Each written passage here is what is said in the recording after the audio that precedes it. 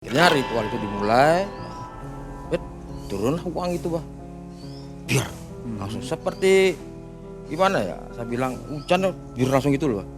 Di lantai itu sudah biar. Uang sampai berantakan gitu. Iya berantakan bah, bukan tersusun. Ada bertanya-tanya kan ini bener apa enggak? Ini uang dari mana nih uang ini? Namanya kita pakai logika lah, ya bah. Akhirnya udahlah ikut tuh Pak Iksan bilang ikutin aja dah tadi kata si Kuncen, kita hitung totalnya itu sekitar 350 juta ya, keliling wah langsung keliling kayak saya jualan di pasar gitu loh. Garam itu orang gila lah.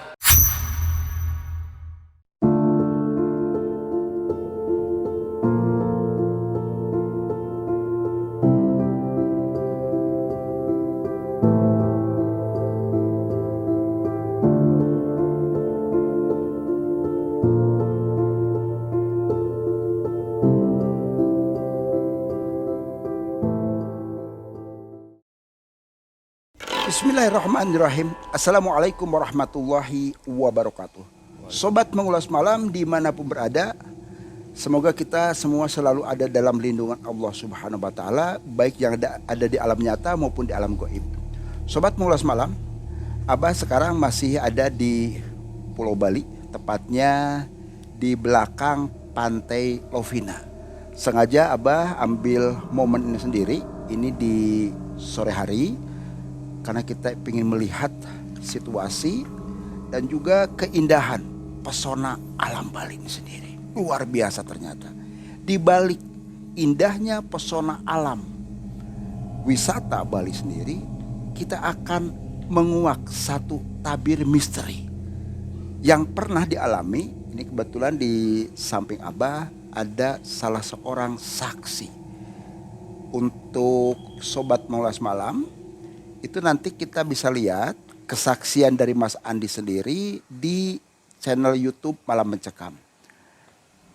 Kesaksian Mas Andi sendiri terus terang aja ini bikin penasaran. Abah pun pingin menggali lebih dalam di dalam melakukan proses pesugihan di saat mengantar temannya yang pernah rugi dalam usaha sejumlah 500 miliar. Kita akan gali lebih dalam ini sampai sejauh mana nih Mas Andi sendiri sebagai saksi menemani temannya tadi. Assalamualaikum Mas Andi. Waalaikumsalam. Gimana, sehat ya? Alhamdulillah. Luar biasa. Gimana kabarnya selama ini? Aktivitas apa aja Mas Andi yang dilakukan? Sekarang masih main online aja lah. Oh, mainan online ya. Bukan slot apa ya? Bukan ya. Oh, bukan slot. Bisnis online. Bisnis online apa mungkin bisa dijelasin? Kuliner. Oh, yang kuliner luar biasa. Tahu susu. Tahu susu. Waduh, perutnya gedut banget Mas Andi.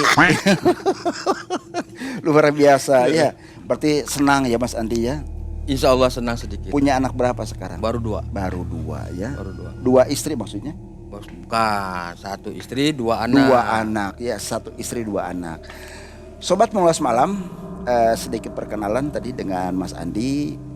Mohon izin Mas Andi, dari Sobat Mengulas Malam ini sering bertanya-tanya perihal satu kesaksian ataupun katakanlah seorang pelaku. Kebetulan Mas Andi sendiri ini adalah saksi ya Mas Andi ya, mengantar temen di saat melakukan ritual pesugihan, betul ya? Benar. Boleh dicerita mungkin untuk sobat-sobat Pengulas Malam, silakan Mas Andi. Oke.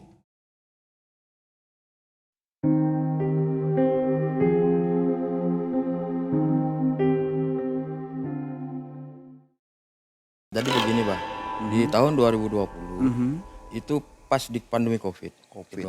Itu tiba-tiba teman punya usaha itu kolab. Intinya dia kolab dan rugi sekitar 500 miliar. 500 miliar. Ya, uang semua itu ya? Iya, uang semua. 500 miliar. Terus gimana ini? Sampai curhat atau gimana ke Mas Andi sendiri? Nah, akhirnya si teman ini curhat ke saya gitu loh. Gimana nih, Mas? Solusinya nih saya punya usaha begini. Punya utang begini. Saya dicarilah sama yang namanya debt collector ke rumah, digedor-gedor gitu loh.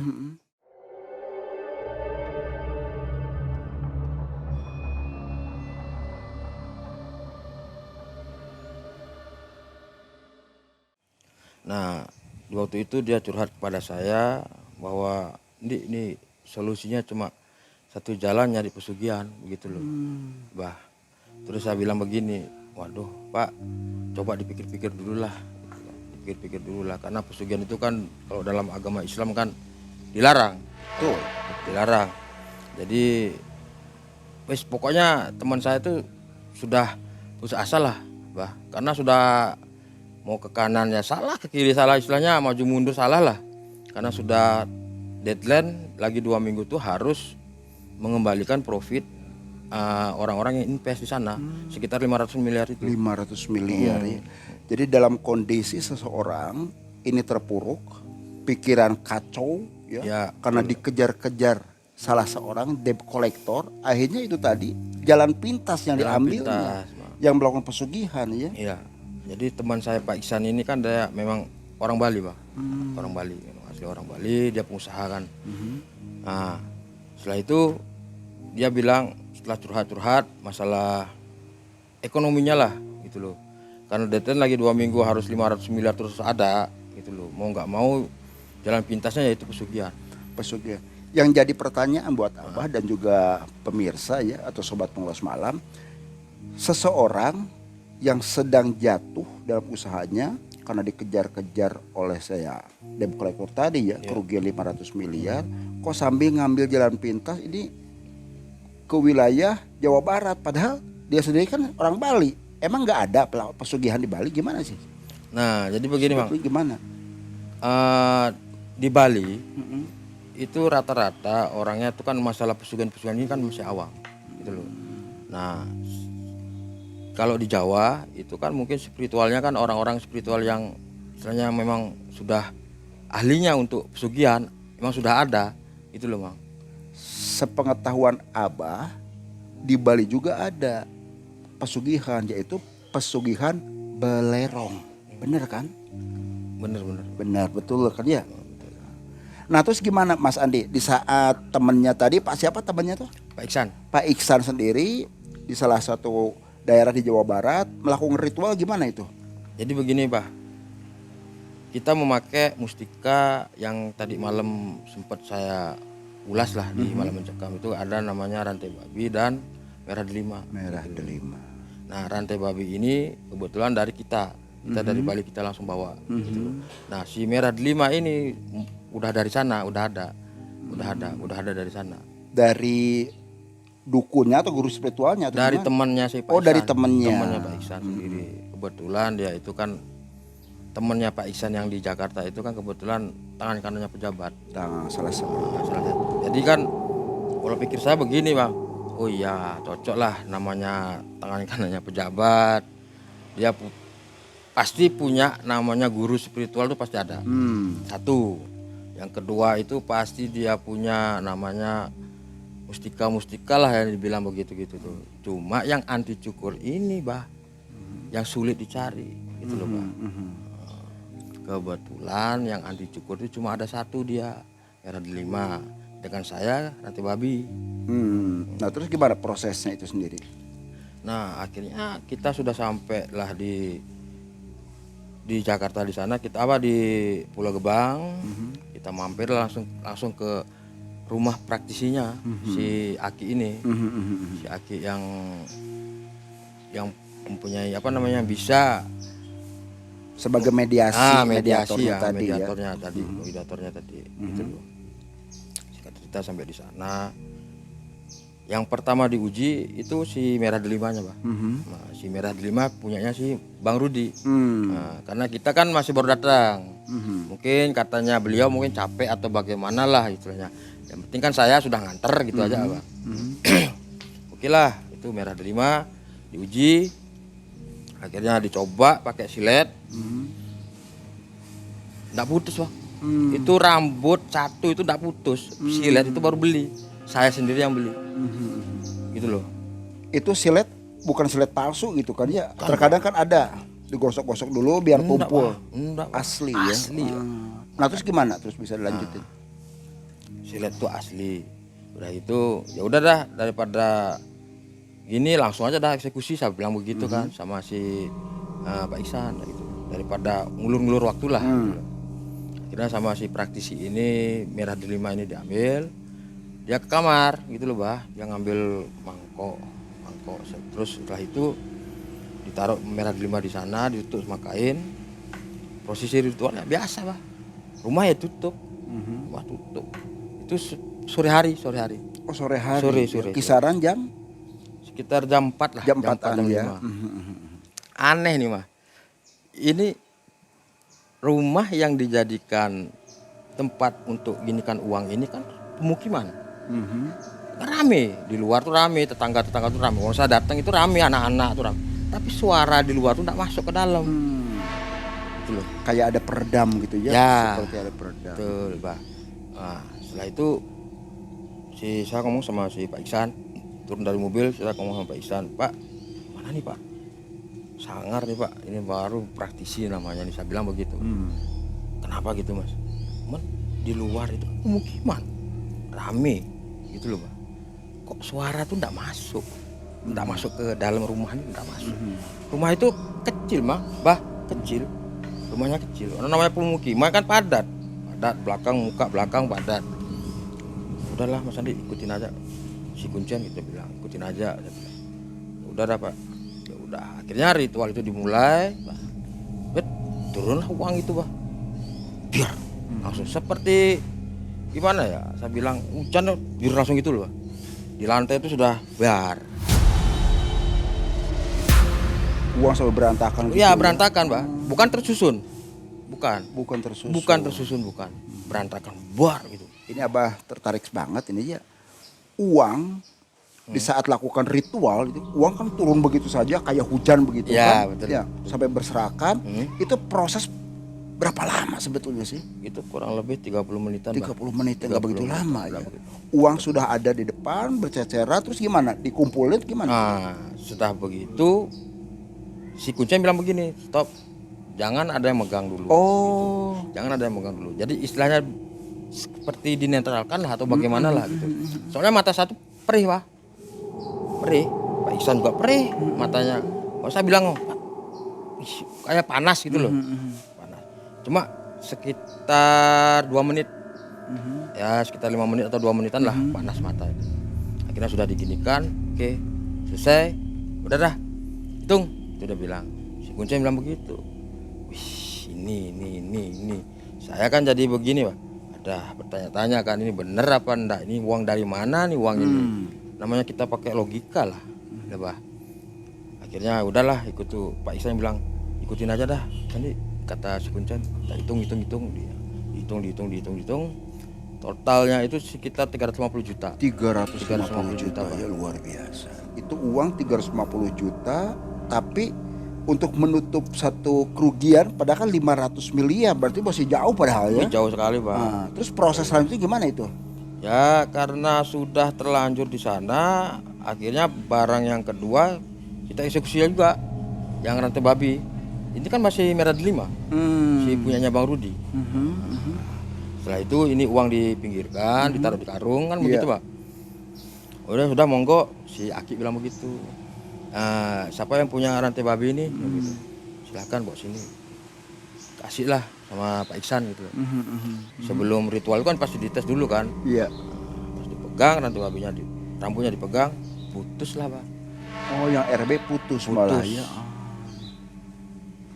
Nah, RB putus langsung seketika tuh saya tuh seperti gimana ya Pak?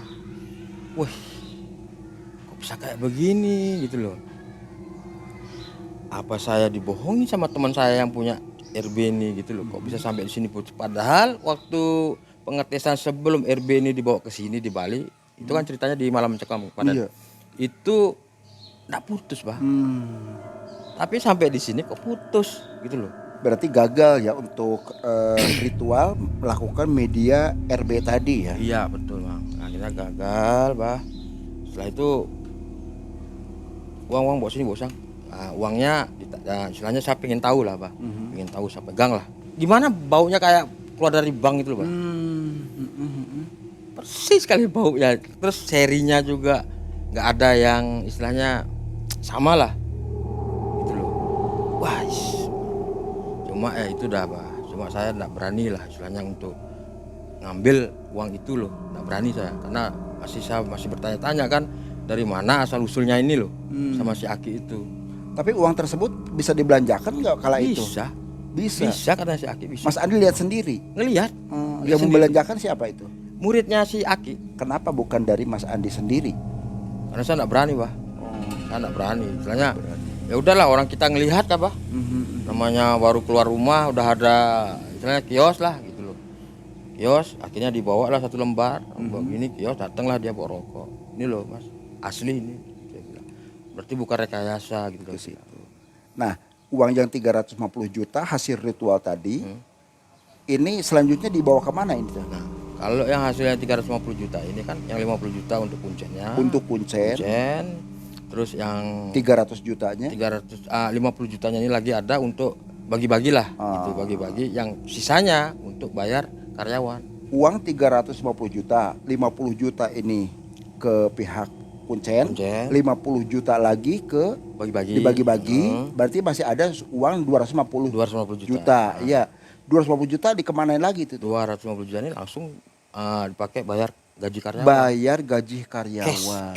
Cash ya. Makanya tapi setelah dibagikan itu nggak ada berubah? Nggak ada berubah. Karena pegawainya ditelepon. Jadi istilahnya kasarannya tuh eksekusi di tempat lah. Gitu loh. Mas Andi, waduh ini ya apa yang telah dilakukan Mas Ihsan, kawannya Mas Andi sendiri nih sobat, saking melaratnya, saking usahanya sudah jatuh, gelap mata yaitu tadi kok bisa ngambil satu jalan pintas. Jujur aja nih sangat disesalkan. Ini menurut pandangan Abah sendiri sangat disesalkan karena ini sudah menyalahi satu aturan. Usaha sih boleh, cuma karena kalaupun kita bersekutu dengan hal-hal yang katakanlah di luar agama itu sendiri, ya itu lakukan murtad ke arah situ kan, musyrik ke arah situ.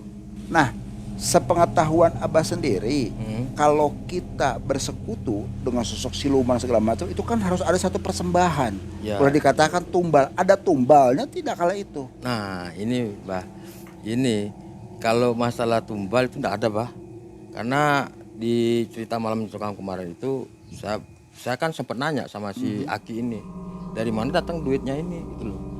Gitu loh. Ternyata duitnya datang dari ya itulah dia bilang silsilah gininya apa namanya, punya keturunannya, dia punya harta yang digoib itu diambil ke sini gitu. Tanpa ada istilahnya apa-apa, tumbal lah, aman gitu dia bilang. Oh jadi tanpa tumbal ya? Tanpa tumbal itu, gitu. Sepengetahuan Abah sendiri ya, hidup ini tidak ada yang gratis.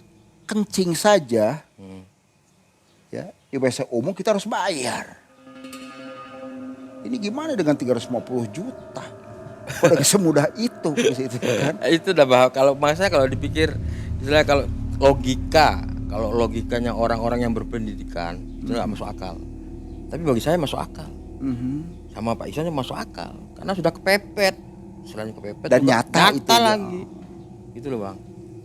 Jadi sobat, ternyata hal yang sifatnya goib itu sendiri memang tidak bisa masuk nalar kita, tidak bisa ke arah situ. Dan memang ini sebagai saksi dan pernah mendampingi seorang pelaku, dan ini memang terjadi seperti itu 350 juta. Nah terusan ada dampak negatif enggak ke Mas Ihsan sendiri? Kebetulan kan ada sebagai saksi melihat dengan langsung waktu ritual itu sendiri. Alhamdulillah orangnya sehat sekarang. Mas Ihsan sendiri sehat ya? Mas Ihsan sehat, dia sudah taubat, bener-bener taubat. Gitu loh, istilahnya sudah tidak mau ngelakuin kayak begitu lagi. Terus hutangnya sendiri 500 miliar gimana? Nah, hutang yang 500 miliar itu akhirnya mau nggak mau ya perusahaannya dia dijual untuk nalangin yang 500 itu. Ambilnya tetap ke jalur yang putih tadi. Yang putih. Jadi di mana-mana istilahnya pesugihan kayak begitu tuh, dan di luar nalar bisa. Selama ini kita tidak pungkiri ya, banyak orang-orang yang memang katakanlah modus memasukkan dengan istilah penggandaan uang segala macam. Nah untuk meyakinkan bahwasanya uang goib itu sendiri tiba-tiba muncul, itu gimana Mas Andi sendiri? pernah dilakukan apa untuk yakin Mas Andi? Jadi begini Bah, karena saya antara yakin tidak yakin gitu loh Bah, masa langsung uang langsung turun begini. Akhirnya saya ngomong lah sama si muridnya si Aki ini gitu loh, tawarinlah saya pesugihan yang lain gitu loh Pak. Jadi apa namanya, ada yang namanya pesugihan jual garam gitu loh Pak. Pesugihan jual garam. Iya, jual garam. Terus saya kan bilang begini loh, Pak Ihsan, gimana nih? Ini ada lagi nih apa namanya pesugihan jual garam. Sok dicoba aja, dicoba. Akhirnya saya nyoba, Pak. Saya coba. Ya udah dah, Pak. Saya mau ikut lah untuk pesugihan ini gitu kan. Akhirnya saya berangkat ke rumahnya si muridnya si Aki. Di sana dibuatkan lah namanya garam, Bang. Garam apa itu? Garam kasar. Garam krosok kalau garam di krosok. Jawa itu. Garam krosok dibungkus sama daun pisang. Daun pisang. Kayak semacam kue lah, kue zaman dulu loh. Nah, kayak tape. Iya. Nah, begitu, Bang. Ini. Akhirnya Mas Andi, tapi ritual yang kayak begini nih hari Kamis, biasanya setiap hari Kamis. Kamis apa itu? Enggak, bebas, Kamis bebas. Enggak ada pahing, kliwon, wage, enggak ada ya. Terus lokasinya harus di pemakaman. Di pemakaman. Ya, lokasi harus di pemakaman. Hari Kamis. Jamnya kalau bisa jam 12 atau jam 11. Malam itu. Malam. Dan yang paling aneh, Pak, ritual kayak jual garam ini kita harus Waduh, terus terijilannya gimana itu? Sampai gobal-gabel lah. Ya gimana Pak ya? Ya jelas lah Pak. Udah pasti jelas, sudah pasti dah tuh. Akhirnya si Ustadz di hari H ngajaklah ke lokasi. Lokasi pemakaman beda mah. Pemakaman di Bali, kalau di pemakaman di Bali kan rapi gitu loh Pak. Tertata lah, tapi tidak terlalu luas gitu loh. Kalau di sana, itu kayak semacam kebun. Di sini kuburan, pindah sana kuburan lagi, sana kuburan. Saya kira kebun gitu loh. Ternyata itu pemakaman, dan pemakaman itu memang benar-benar angker Mak. Angker, ya. Warga pun sore hari tidak bisa, kalau lewat sana tidak berani. Apalagi malam. Makanya cocok dah tempat itulah untuk ritual jual garam. Kita cerita akhirnya di sana. Oke, saya sama si Ustadz, sama si muridnya si Aki ini ke pemakaman. Gini buka baju lah, istilahnya sudah sesuai dengan syaratnya lah, gitu. Syaratnya kita bawa garam, ya keliling Wah. Langsung keliling kayak saya jualan di pasar gitu loh. Garam. Itu orang gila lah. Gitu. Oh, sampai segitunya ya, telanjang, ritual dilakukan. Terus bawa apa lagi itu tuh selain garam, bawa apa lagi tuh? Garam sama contoh uang. Contoh uang yang mau dijadikan uang. Berapa contoh uang? Itu kebetulan ada 50.000 satu lembar. Terus kita pegang. Terus si garam kita pegang juga, kita kresekan. Terus yang tangan kanan ini kita bawa karung. Nah, sambil keliling lah Bah. Namanya satu putaran tuh Bah. Namanya luas sekali pemakaman. Ya, kayak orang gila sudah Bah. Garam. Pertama satu putaran enggak ada efeknya. Kedua putaran enggak ada efeknya. Nah, pas ketiga putaran itu Bah, itu terasa badan tuh panas. Terus kedua yang saya pegang, garam yang saya pegang ini panas Bah. Tiba-tiba mendadak panas ya. Terus muncullah orang, tapi saya kan sebelumnya kan dikasih tahu enggak boleh ngelihat, enggak boleh ngomong. Pokoknya kamu kasihlah ini garam, kamu sodorkan gininya, karungnya. Itu dia bilang. Oke. Dengan contoh uang dikasih. Contoh uang, makanya saya pegang uang gini. Nah, akhirnya datanglah dari arah mana, barat atau mana Bang. Pokoknya pohon setelah bambu-bambu. Muncul kayak ibu-ibu. Datang ke saya pakai baju kebaya zaman dulu lah. Saya kasih garamnya, beliau si ibu-ibu tuh langsung masukkan di uangnya gitu ke ya. karung. sambil jalan lagi saya bah, sambil jalan lagi. Nah sambil terus yang kedua itu laki-laki seperti biasa bah, Seperti manusia biasa. seperti manusia biasa, cuma pakaiannya satu, pakaiannya itu pakaian zaman dulu. Zaman dulu ya. Nah terus anehnya lagi bah, binatang suara enggak ada bah, Sunyi senyap. sunyi semacam seperti dikurung inilah, Mhm. sunyi gitu. Angin enggak masuk gitu loh makanya saya di sana tuh antara takut, antara udah terlanjur kayak itu bah, karena sudah dapat lah, udah dapat gini. Nah di pertengahan itu saya sudah ndak kuat bah, Karena ketakutan nggak kuat atau karena gimana? ada ketakutan, Ketakutan. karena ketakutan. Saya ndak kuat, saya langsung bergegas lah bah, nggak bawa, tapi karungnya tetap saya bawa. Baju saya udah pakai, sudah saya cari si ininya si Aki, muridnya si Aki yang nunggu di luar. Gitu. Garam sendiri udah habis gimana? Belum bah, Oh, belum garamnya habis. itu belum habis. Makanya si muridnya si Aki itu bilang begini, Mas Andi, kok cepet sekali digituin. Pokoknya enggak kuat dah saya, gitu udah bilang. Takut lah, nyerah. Terus uang yang di karung itu sendiri gimana selanjutnya? Nah, uang yang saya bawa ini yang di karung ini langsung dia bilang begini, bawa sini. Dia bilang. Semacam dinetralkan. Habis itu nanti jadinya berapa ya itu udah hasilnya gitu loh. Ya udah, hasilnya besok pagi dibuka. Ya sisanya daun, ada sisanya uang, Bang. Daun-daun kering gitu ya? Daun kering, Bah. Daun-daun kering. Terus sisanya tuh uang asli. Asli. Nyampe berapa itu Cuma paling itu? sedikit, Bah, cuma sekitar 15 lah. 15 Juta. 15 juta. Sedikit. Uang bisa dibelanjakan nggak itu? Bisa, Bah. Bisa itu dibelanjakan. Uang.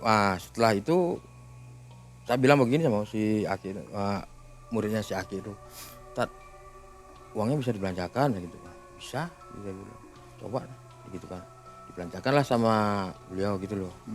Pak Ihsan, ternyata nih jual garamnya nih benar ada, saya begitu. Benar ada dan nyata. Ya cuma nominalnya kecil.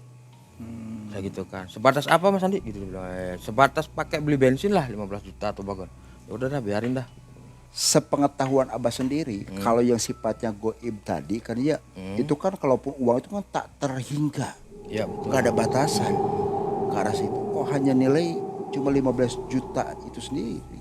Ya karena pertama ya itu Abah yang tadi saya bilang rasa takut. Rasa takut. Yang kedua sudah ndak kuat dah saya di sana gitu loh. Walau ya normalnya orang di pemakaman jualan kayak begitu gitu loh Bang. Siapa yang berani? Jadi karena nyerah ya. Ya karena Tapi nyerah. kalaupun Mas Andi punya adrenalinnya yang kuat, yang full banget ya, itu pasti didapatkan ya senilai apa yang Pak Ihsan temannya tadi 500 miliar tadi ya. Ada tumbal gak di situ? Nah di sana tidak ada tumbal. Nggak ada tumbal Tidak juga. ada tumbal sama seperti apa namanya Yang Mas anti Andi cukur. cerita. Anti cukur tuh. Tidak ada tumbalnya sama sekali tidak ada. Dari uang yang 15 juta sendiri itu dibawa kemana itu tuh? Ya akhirnya uang 15 juta dibagi Bah sama gininya si Aki. Pokoknya bagilah sama mereka lah gitu loh. Nah, kata Pak Ihsan anggaplah uang lelah. Nganter ke sana sini gitu bilang. Mas Andi sendiri dapat uang itu? Oh enggak, saya enggak berani Pak. Enggak. Enggak berani Pak. Enggak itu Win. Efek ke Mas Andi dan keluarga sekarang gimana selama ini? Sempat ada dihantui atau gimana? Sempet Bah, pasti sempet. Saya pulang dari Banten, pulang dari ritual itu pulang ke rumah, sampai di rumah ya istri kan namanya kita meninggalkan istri Bang, sebulan gitu loh Bang, sudah dosanya banyak sekali lah, gitu. Pokoknya sudah amburadul lah gitu, sampai di sini seperti gimana lah, nyesel gitu. Seperti orang pao gitu Ya, ya, pelongak-pelongok gitu pelangak ya. pelongo sudah, pelangak pelongo sudah gimana, udah terlanjur basah. Oh terlanjur basah. Terus untuk memutus katakanlah Mas Andi kan sendiri sebagai saksi, terus juga Mas Andi sendiri pernah melakukan untuk pembuktian, untuk memutus apa boleh dikatakan Oh, goibnya. ritual tadi itu gimana itu? Ketemu dengan siapa? Kebetulan saya ada gini apa namanya anak saudara lah yang bisa ngerukyah. Dilakukan ruqyah. Iya. Jadi saya baru datang langsung dirukyah di pantai, Bah. Mhm. Pantai langsung. Di daerah pantai di mana? Di daerah Seririt. Oh, Seririt Iya, sini ya. pantai Oh. Dimandikan di sana. Terus pembersihan lah istilahnya gitu supaya yang dari sana itu enggak ikut ke sini. Gitu. Akhirnya sudah mandi selesai. Sudah tidak ada gangguan lagi berarti. Alhamdulillah. Alhamdulillah. Alhamdulillah, Pak. Ke Sudah ada. anak, istri juga, ke Mas Alhamdulillah Andi sendiri aman, netral. aman. Sobat Pengulas Malam, ternyata apa yang dilakukan Mas Andi sendiri menemani seseorang yang melakukan ritual pesugihan. Nah, terusan juga untuk meyakinkan bahwa uang yang sudah didapat proses pesugihan pun dia ingin membuktikan dengan jualan pesugihan, jualan garam tadi, dan terbukti ternyata ada berdampak negatif ke Mas Andi sendiri. Jadi apa yang pernah Abah sampaikan, tidak ada segala sesuatu yang gratis, apalagi dengan melakukan suatu persembahan dengan makhluk-makhluk siluman. Dan beruntung Mas Andi punya saudaranya, dia dilakukan pengobatan secara syariat Islam, yaitu dengan metode ruqyah. Ya, benar, Bang. Yang jadi pertanyaan Abah, kok mau-maunya sampean sampai menolong seseorang ya mengambil jalur pintas? Nah, Apa dasarnya? itulah namanya. Ini nggak bener. Gimana? Itulah namanya Solidaritas. Ya. Terus gimana? Solidaritas Ah. teman, gitu loh, Bang. Heeh. Jiwa korsanya lah. Iya, jadi maaf ini ya, bukan berarti Abah mengguruin di sini. Maaf ini bukan berarti Abah mengguruin di sini. Solidaritas, jiwa korsa yang kita sudah tertanam dalam diri kita sendiri, satu tim, ya tetap kita harus pandai memilah dan memilih. Siap. Ya, Siap, itu Bang. ke arah situ. Siap. Jadi di saat seseorang lagi kondisi terjatuh, bukan berarti kita pun ikut-ikutan ke jalur sesat. Hati-hati. Siap. Usaha, kita manusia itu wajib berusaha. Cuma ya itu tadi, usaha sendiri usaha yang positif. Iya, siap. Nah, Mas Andi, Iya. ya, mohon izin ini, Iya, ya. kalau dari Sobat Mengulas Malam ada yang tertarik dan pengen tahu tempatnya, lokasi segala macam, gimana Mas Andi? Waduh, Bah. Aduh. Kalau ngomong masalah begitu, Bah, aduh, mending jangan. Jangan ya. Jangan, sudah jangan. Cukup Mas Andi sendiri saya aja pengalaman udah yang pahit ini Pahit, sendiri. paling pahit dah. Cukup pengalaman. Saya paling pahit sudah meninggalkan istri sudah. Gitu loh. Meninggalkan istri, meninggalkan anak, meninggalkan kerjaan. Kapok enggak berarti kan? Ya, Ada timbul efek jerah enggak? kapok lah, Kapok ya, untuk sampean enggak dimakan terus ada demitnya ya. Ya, Asli betul. ini. Betul, Bah, Untung itu betul, bisa betul. pau, itu bisa stres itu. Ya. Benar. Terima kasih Mas Andi Siap. atas kehadirannya di channel YouTube Pengulas Malam. Bisa kita ambil satu hikmahnya sobat.